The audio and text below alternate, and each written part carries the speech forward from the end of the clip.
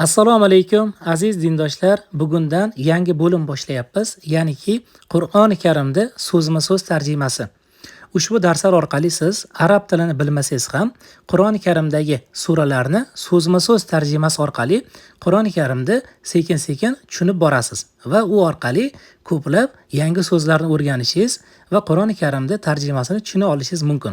Eslatib o'tamiz, O'zbekiston Respublikasi Din ishlari bo'yicha qo'mitaning 2024-yil 16-maydagi 03-07-2996 sonli xulosasi asosida tayyorlangan Qur'oni Karimda so'zma-so'z tarjimasi kitobidan olyapmiz. Ya'niki ushbu darslarimiz mutlaqo O'zbekiston Musulmonlar idorasi tomonidan tasdiqlangan Qur'oni Karimda so'zma-so'z tarjimasidan olinyapti tarjimalar hamda Qur'oni Karimda oyatlar tafsiri esa Shayx Alovuddin Mansur hazratlarining Qur'oni Karim tarjimasi kitobidan olinmoqda. Hammasi mutlaqo rasmiy O'zbekiston Musulmonlar idorasi tomonidan tasdiqlangan kitoblar asosida yozib o'tiladi va darslar olib boriladi.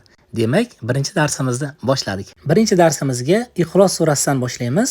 Xo'p, darslarimizni boshlashdan oldin auzu bismillahni aytish yodingizdan chiqmasin. Ekraningizda ko'rib turgan surangiz Ixlos surasini birinchi oyat hisoblanadi. Xo'p, siz bilan so'zma-so'z tarjimani boshladik. Demak, birinchi so'zimiz qul deb yozilgan ekan. Qul degani o'zbek tiliga tarjima qilsak, ayting degan ma'noni bildiradi. Ya'ni siz Qur'oni Karimda boshqa joylarda ham qul degan so'zni ko'rib qolsangiz, ayting degani ekan. Demak, qul degan so'zimiz ayting degan tarjimani bildiradi. Huva degani u degani. Huva. Bu ham Qur'oni Karimda juda ko'p marotaba keladi. Buni ham yodlab olsak, huva degan u degan. Vasli hamza bilan boshlangan Alloh so'zi esa Alloh degan tarjimani bildiradi. Ahad degani esa bir degan. Ya'niki bir yagona degan tarjimani bildiradi. Endi qarang, tarjima qilsak, ayting u Alloh birdir. Ya'niki ayting u Alloh yagonadir degan tarjima kelmoqda. Endi Shayx Alovuddin Mansur tafsirlarini ko'ramiz. Tafsirda quyidagicha keladi. Ey Muhammad sallallohu alayhi va sallam, ayting u Alloh yagonadir.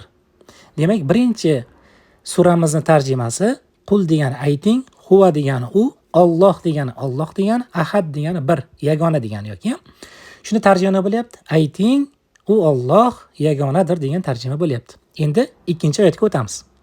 Ikkinchi oyatimiz, birinchi so'zimiz Alloh ekan. Alloh degani o'zbek tilida ham Alloh degani, As-Somad degani behojat degani. Demak, As-Somad degani behojat degani.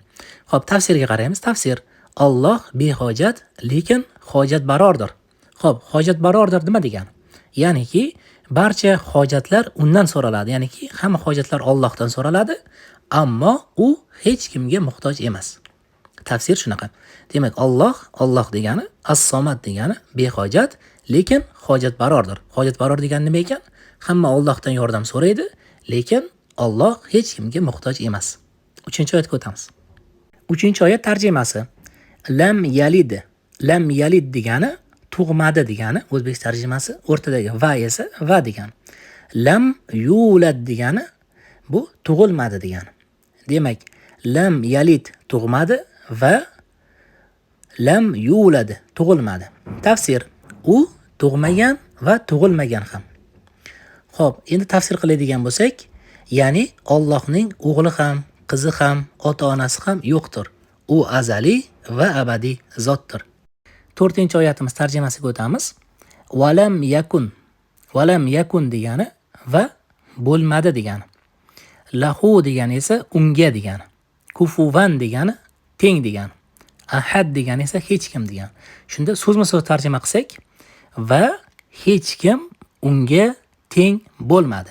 Ya'niki unga hech kim teng bo'lmadi. Tafsir: va unga hech kim teng emas.